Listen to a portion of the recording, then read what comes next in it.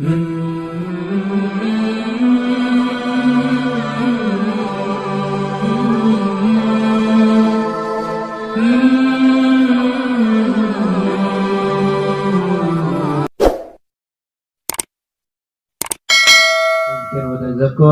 والنفع والانتفاع والحسن تمسك في كتاب الله والسنة والدعاء إلى الهدى والدلالة إلى الخير ابتغاء لمرضات الله وقربه وثوابه إيمانا واحتسابا لله تعالى. وقال المصنف رحمه الله تعالى babul jenazah. Ini bab pada menyatakan segala hukum jenazah.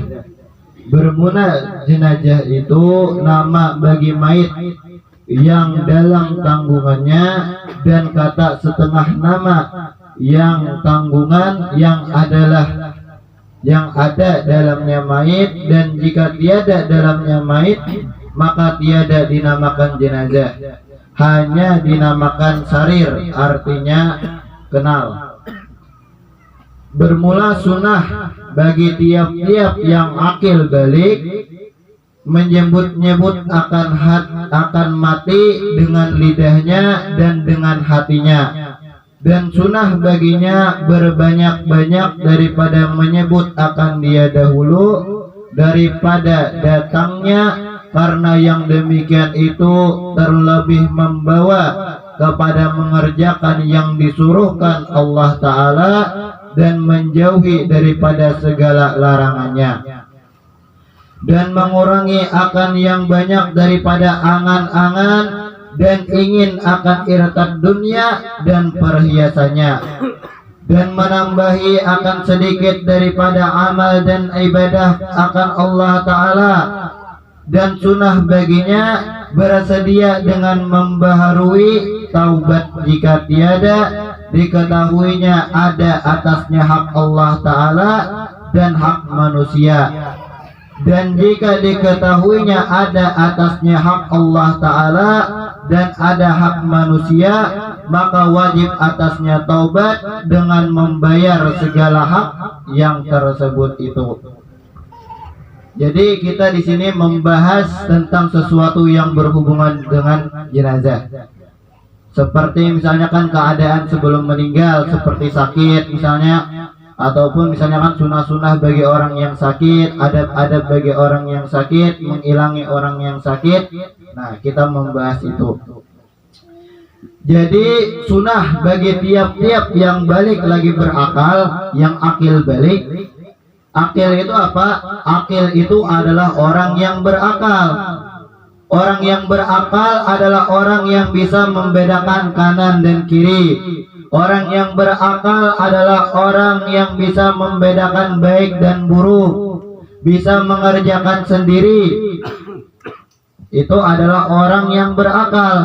Dan orang yang balik ini ada 3 tanda. Tanda pertama adalah keluar mani. Keluar mani bagi seorang laki-laki ataupun perempuan pada umur 9 tahun atau lebih, baik dengan sebab ihtilam mimpi basah, maka itu wajib mandi wajib, dan orangnya sudah balik. Dan apabila sudah balik, maka wajib mengerjakan akan rukun-rukun Islam. Itu tanda pertama. Tanda kedua adalah haid bagi perempuan yang berumur 9 tahun atau lebih. Jadi perempuan kalau sudah mencapai umur 9 tahun diperhatikan haid atau tidaknya. Dan tanda yang ketiga adalah berumur 15 tahun. Kalau orangnya belum pernah keluar mani, belum pernah ihtilam, belum haid, berumur 15 tahun sempurna, maka di umur ke-15 tahunnya wajib dia mandi, dan dia sudah masuk golongan orang yang balik. Ini sepaling lambat orang yang balik berumur 15 tahun. Jadi orang yang balik tadi dan berakal orangnya disunahkan akan mengingat akan kematian, baik dengan lidahnya ataupun dengan hatinya. Misalnya dia menyebut-nyebut, oh aku ini hidup, aku ini nantinya akan mati.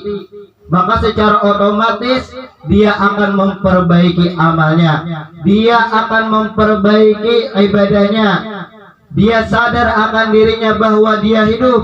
Kullu nafsin za'iqatul maut. Setiap yang bernyawa, setiap yang hidup, maka akan merasakan kematian. Dia sadar dia hidup, dia sadar dia akan mati. Dan setelah kematian dia akan ke akhirat, maka niscaya dia memperbaiki akan amalnya, dia memperbaiki ibadahnya kepada Allah dan menjauhi akan larangan-larangannya. Dan disunahkan juga bahwa orang itu siap memperbarui taubatnya apabila dia ada atasnya hak Allah ataupun hak manusia. Hak Allah itu adalah kita beribadah kepada Allah. Apabila kita tidak beribadah kepada Allah, maka diqada, dibayari akan apa? Akan ibadah-ibadah kita seperti sembahyang misalnya ataupun puasa. Orang yang balik wajib sembahyang, wajib puasa. Apabila ketinggalan, itu hak Allah, maka kita wajib membayarinya. Hak manusia apa? Hak manusia misalnya seperti hutang. Apabila kita terhutang kepada seseorang, maka kita harus wajib membayarnya. Apabila sudah jatuh tempo, wajib membayarnya. Itu adalah hak manusia. Dan apabila dia sadar tadi, dia benar-benar harus siap bertaubat dan membayari semua hak itu. Dan sunnah mendatangkan orang yang sakit, yang Islam, jikalau sakit mata sekalipun, dan yang berseteru dengan dia, dan yang tiada dikenalnya akan dia, dan yang sekampung dengan dia. Dan demikian pula yang kafir ada ia sekampungnya, atau kerabatnya, atau khadamnya, atau diharap Islamnya. Dan jika tiada seperti yang demikian itu, maka tiada sunnah mendatanginya, hanya harus juga dengan tiada makruh. Jadi, dan makruh mendatangi yang jadi kesakitannya orang yang sakit, sebab didatangi akan dia dengan tiada mendatangi akan mempunyai bid'ah yang munkar dan yang fasik dan yang zalim, dengan menyebut juga sama Islam atau lainnya, melainkan jika ada ia kerabatnya atau sekampungnya atau yang diharap akan taubatnya, sebab didatangkan akan dia, maka itu sunnah mendatanginya. Jadi sunnah lagi kita mendatangi orang yang sakit. Hakul muslim alal muslim khamsun. Hak seorang muslim atas muslim yang lain itu ada 5. Ijabat raddut tahiyat, pertama menjawab salam. Apabila ada orang Islam mengucapkan salam, kita wajib menjawabnya. Assalamualaikum, waalaikumsalam. Itu yang pertama. Yang kedua, ijabatud da'awat, menjawab undangan, menjawab panggilan. Seperti misalnya orang itu ada mahaul, ada melaksanakan sesuatu kegiatan, kita diundang. Selama kegiatan itu tidak munkar, maka kita diharuskan sebagai orang Islam menjawab panggilan itu. Tapi dengan syarat kita ada kahauran. Kalau ada kahauran, ada uzur misalnya kan. Makanya apabila ada orang mau undang, misalnya malam ini beracaraan kok, menjawabnya insya Allah. Jangan terjanjiakan. Kalau sudah berjanji akan, misalnya malam ini ada acara pemanakipan kok, datanglah ikam, itu wajib mendatangi. Apabila kada didatangi berdosa. Bahkan sekalipun orang yang meninggal kada datangi, itu tetap berdosa. Maka apabila ada orang mengundang, jawabannya insya Allah. Artinya jika Allah mengizinkan, kita misalnya hendak hadir tapi ada halangan yang mendadak misalnya, ada kita uzur, artinya kita kada wajib mendatanginya. Kayak itu ijabatut da'awat. Wa iyadatul marid, yang ketiga apa? Menjenguk orang yang sakit. Nah, ini hak kita juga. Selama orang yang sakit itu di dalam rumahnya, di sekitar rumahnya tidak ada mengadakan kegiatan yang munkar, kita sunnah mendatanginya. Wa syuhudul janazah, yang keempat apa? Melayat orang yang meninggal. Melayat orang meninggal itu hak kita juga sebagai orang Islam, seperti memandikannya, mengkafannya, menyembahyangkannya, dan menguburkannya. Itu adalah hak kita, wajib fardu kifayah atas sekalian orang. Dan yang kelima apa? Wa tashmitul adasyi ija hamidallah, mendoakan orang yang bersin apabila dia memuji kepada Allah. Misalnya ada orang yang bersin, orangnya berkata alhamdulillah, maka kita apa? Menjawab sebagai hak kita, yarhamukallah. Ada jawabannya, apabila orang tadi mengucapkan alhamdulillah. Apabila orangnya bersin tapi tidak mengucapkan alhamdulillah, kita tidak disunahkan mendoakannya. Seperti itu. Jadi kita sunnah mendatangi orang yang sakit, yang Islam, bahkan musuhnya sekalipun. Misalnya kita ada musuhan, misalnya kan ada perbedaan pendapat kecil misalnya kepada seseorang itu, orang itu sakit, kita tetap sunnah mendatanginya, walaupun misalnya kan kita berbeda pendapat dengan dia. Mudah-mudahan dengan sebab kita datang kepada dia, dia terbuka, kita terbuka. Jadi sama-sama hilang masalahnya. Dia menerima kita, kita menerima dia, seperti itu misalnya kan. Nah, dan sunnah juga mendatangi kerabat yang sakit atau khadamnya, bahkan orang kafir sekalipun, jika diharap keislamannya, kita sunnah mendatanginya. Ini terjadi di zaman Nabi Muhammad SAW. Ada seorang kafir yang suka mengganggu Nabi. Setiap Nabi lewat di sekitar rumahnya, dia mengganggu Nabi. Ketika orang itu sakit, Nabi menjenguk, mengilangi kepada orang tersebut. Dan dengan sebab Nabi menjenguk itu, orangnya mendapat hidayah daripada Allah, dan orang itu masuk Islam. Jadi itu disunahkan.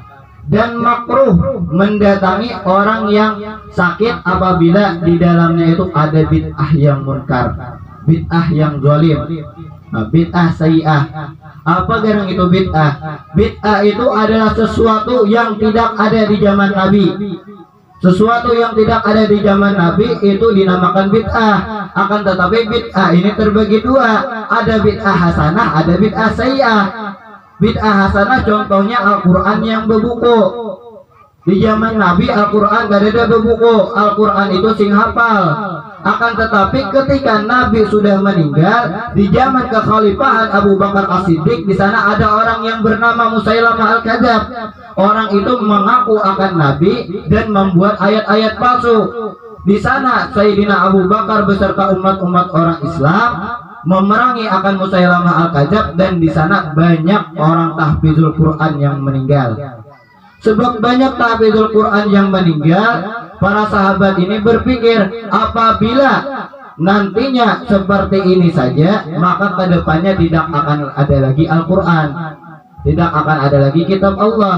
Maka apa? Inisiatif para sahabat untuk membukukan Al-Quran. Jadi Al-Quran itu ada di zaman kekhalifahan Sayyidina Abu Bakar dan Umar. Diriwayatkan bisa ada yang mengadakan kada sampai di Abu Bakar. Belum menuntung maulah Al-Quran Sayyidina Abu Bakar, ada yang memadakan sudah meninggal. Tapi Quran yang berbuku itu ada di zaman para khalifah, bukan di zaman Nabi. Di zaman Nabi Al-Quran berhafal. Nah, itu adalah contoh bid'ah hasanah yang tidak ada di zaman Nabi, akan tetapi kegunaannya bagus. Dan yang kedua adalah bid'ah sayyi'ah. Ini yang dihindari, tidak ada di zaman Nabi dan digunakan untuk kemaksiatan, digunakan untuk kejelekan. Misalnya ada di zaman Nabi pengeras suara, di zaman Nabi ada pengeras suara. Digunakan untuk apa? Untuk misalnya kan bedangdutan. Untuk apa? Bediskuan. Itu digunakan untuk sesuatu yang jelek. Mohon maaf aja. Di dalam situ misalnya kan ada terdapat perempuan-perempuan seksi yang bernyanyi. Di dalam situ ada terdapat apa? Tersentuhnya laki-laki dan perempuan yang bukan mahram. Itu bid'ah sayyi'ah. Apabila orang sakit mengadakan yang demikian itu, kita tidak sunnah mendatanginya. Akan tetapi hukumnya makruh kita mendatanginya. Dan bisa juga hukumnya sunnah apabila kita bisa menagurnya. Kita datang kepada Ida, kita tagur, kita padahi, orangnya bertaubat dan berhenti melaksanakan yang demikian itu. Kita bisa memadainya, sunnah kita menagurnya.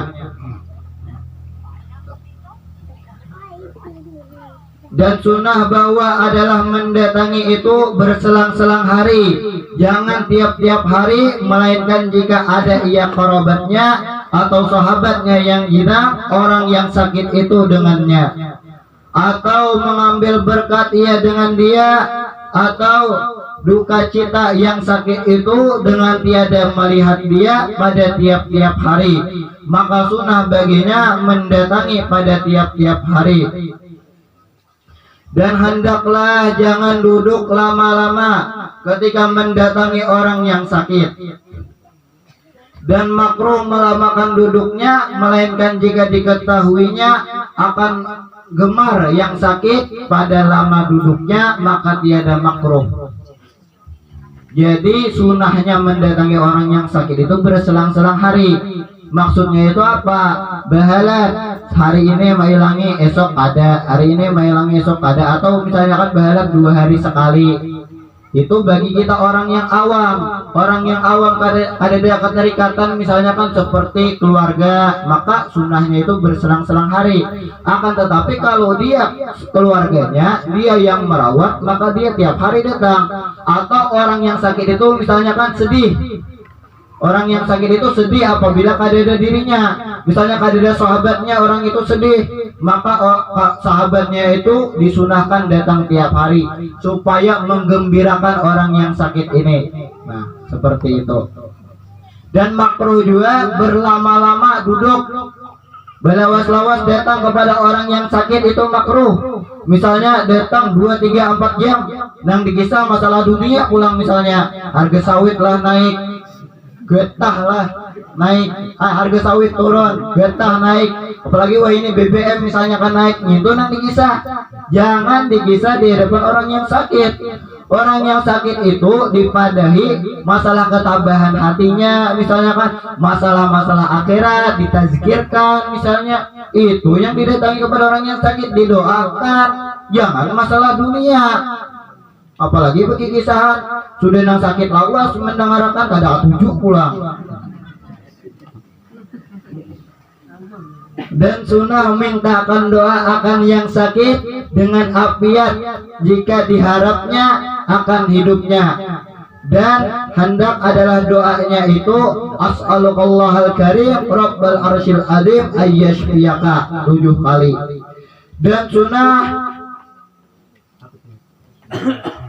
Dan sunnah membaiki hati orang yang sakit daripada keluh kesah kesakitannya, seperti bahwa disebutkan baginya daripada segala hadis Nabi dan segala khabar sahabat, barang yang menetapkan akan hatinya.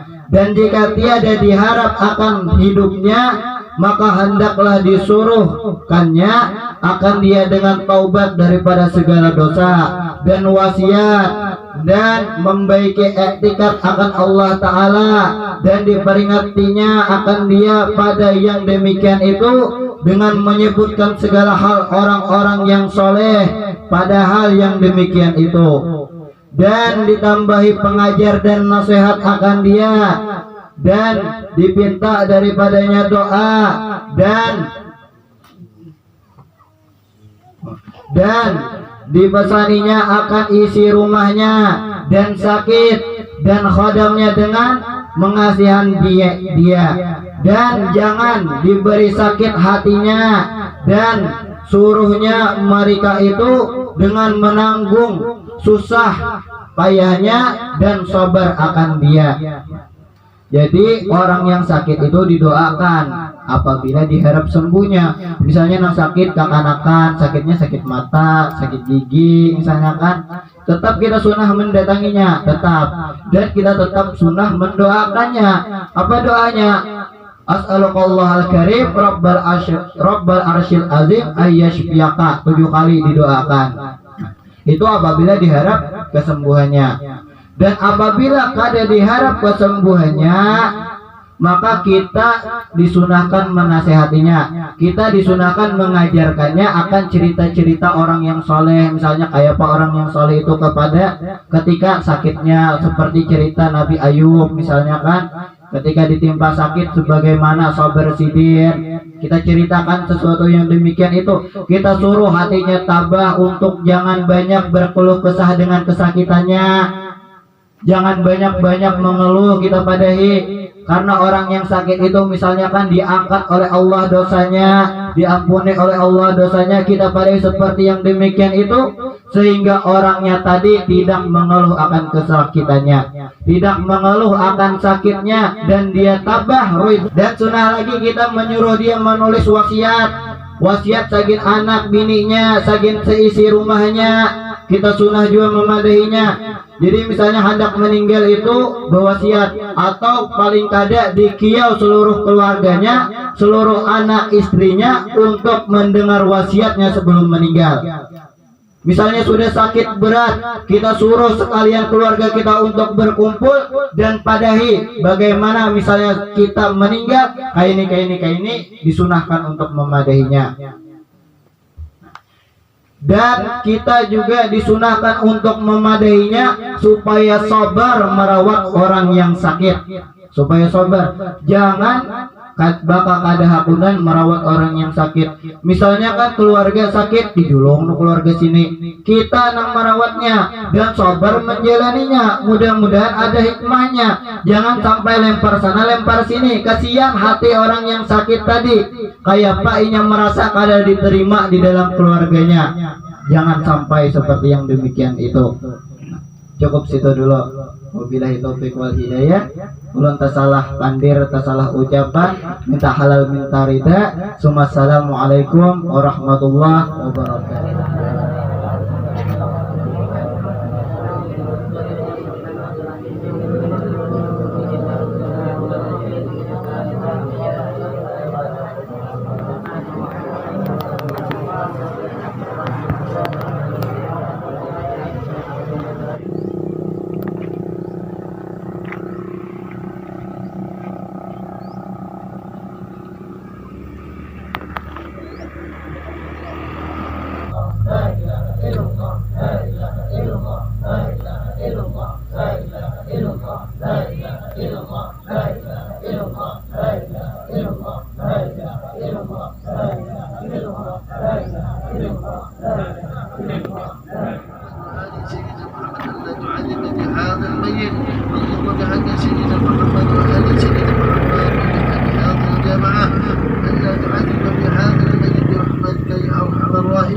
اللهم اجعله من أهل الخير ومن أهل حسن الخاتمة. اللهم اجعله من أهل الخير ومن أهل حسن الخاتمة. اللهم اجعله من أهل الخير ومن أهل حسن الخاتمة برحمتك يا أرحم الراحمين. اللهم اغفر له وارحمه وعافه واعف عنه واخرج نزوله ووسع مدخله واجعل الجنة منازله ومنزل ساكنه يا أرحم الراحمين. اللهم أنزل الرحمة والنعمة والمغفرة والشفاعة على أرواحه برحمتك يا أرحم الراحمين. اللهم إن كان محسنا فزد بإحسانه وإن كان مسيئا فتجاوز عن سيئاته فاغفر له عن ذنبه برحمتك يا أرحم الراحمين. ربنا تقبل منا إنك أنت السميع العليم وتب علينا يا مولانا إنك أنت التواب الرحيم. ربنا آتنا في الدنيا حسنة وفي الآخرة حسنة وقنا عذاب النار. وصلى الله على سيدنا محمد النبي الأمي وعلى آله وصحبه وسلم بفضل سبحان ربك رب العزة عما يصفون وسلام على المرسلين والحمد لله رب العالمين.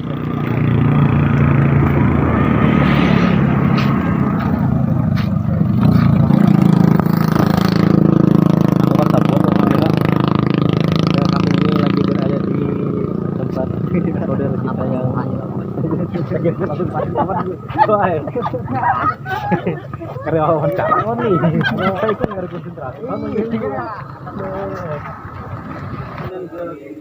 أولم يروا أنا خلقنا لهم مما عملت أيدينا أنعاما فهم لها مالكون وذللناها لهم فمنها ركوبهم ومنها يسكنون ولهم فيها منافع ومشارب أفلا يشكرون واتخذوا من دون الله آلهة لعلهم ينصرون لا يستطيعون نصرهم وهم لهم جند محضرون فلا يحزنك قولهم إنا نعلم ما يسرون وما يعلنون أولم ير الإنسان أنا خلقناه من نطفة فإذا هو خصيم مبين وضرب لنا مثلا ونسي خلقه قال من يحيي العظام وهي رميم قل يحييها الذي أنشأها أول مرة وهو بكل خلق عليم.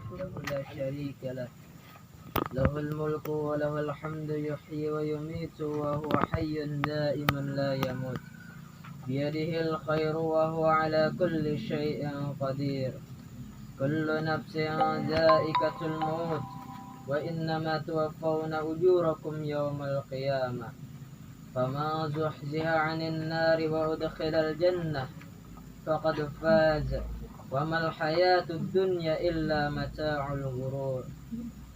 Wahai ayahanda kami Nawawi Husain bin Misron, Uzkuril ahda alladhi kharajta alaihi min dari dunya ila daril akhirah wa hiya shahadatu an la ilaha illallah wa anna Muhammadar Rasulullah sallallahu alaihi wasallam wa anna al-mauta haq wa anna al-qabra haq wa anna na'imahu haq وأن عذابه حق وأن سؤال منكر ونكير فيه حق وأن البعث حق وأن الحساب حق وأن شفاعة سيدنا محمد صلى الله عليه وسلم حق وأن الجنة حق وأن النار حق وأن لقاء الله تعالى لأهل الحق حق وأن الله يبعث من في القبور. الآن قد سرت في أطباق الثرى وبين عساكر الموتى فإذا جاءك الملكان موكلان بك وهما منكر ونكير فلا يفزعك ولا يرهبك فإنهما خلق من خلق الله تعالى عز وجل فإذا سألك وعلى آله وصحبه أجمعين. قال الله تعالى كل نفس ذائقة الموت وإنما توفون أجوركم يوم القيامة فمن زحزح عن النار وأدخل الجنة فقد فاز وما الحياة الدنيا إلا متاع الغرور. Ya Abana Nawawi Husain bin Misran, engkau sekarang sedang berada di alam barzakh dan menuju ke alam baqa. Maka tinggallah engkau di sini hingga hari kiamat. Sudah terputus segala kemewahan bagi engkau, sudah terlepas segala kesedapan dunia bagi engkau. Sesungguhnya sudah terpisah segala pekerjaan dan amalan dunia, melainkan 3 perkara yang engkau bawa untuk menghadap Allah Azza wa Jalla. Sedekah jariah yang engkau berikan dengan berada dalam alam barzah, yakni alam pertahanan akhirat. Oleh sebab itu, janganlah lupa sampian akan perjanjian yang sampian berpisah daripada kami, dan sampian berdahulu membawa itu perjanjian ke negeri akhirat. Perjanjian mana? Yaitu syahadatu an la ilaha illallah wa anna Muhammadur Rasulullah. Dan apabila datang 2 orang malaikat yang bernama Munkar dan Nakir yang bertugas menanya sampian, maka janganlah kiranya sampian takut dan gentar, karena keduanya itu adalah makhluk Allah, sebagaimana sampian juga makhluk daripada makhluknya. Apabila menanya Munkar dan Nakir itu kepada sampian, man rabbuka wa man nabiyuka wa ma'aitikaduka wa man lazmutta alaih fakullahumma Allah rabbi haqqa. Siapakah nabi engkau dan apakah iktikat engkau dan atas agama apakah engkau mati? Maka jawab oleh sampian, Allah Ta'ala itu Tuhanku yang sebenarnya. Apabila menanya yang kedua kalinya, maka jawab oleh sampian, Allahu Rabbi haqqa. Apabila menanya kali yang ketiga, yang mungkin mereka menghendaki jawaban yang terperinci, maka jawab oleh sampian dengan lidah yang pasti, tidak takut dan gentar, yaitu Allah Rabbi wa Muhammadun Nabiyyi wal Islamu dini wal Qur'anu imami wal Ka'batu qiblati was salatu faridati wal muslimuna ihwani wa Ibrahimul Halil abi wa anna istu wa mutu ala qawli la ilaha illallah Muhammadur Rasulullah.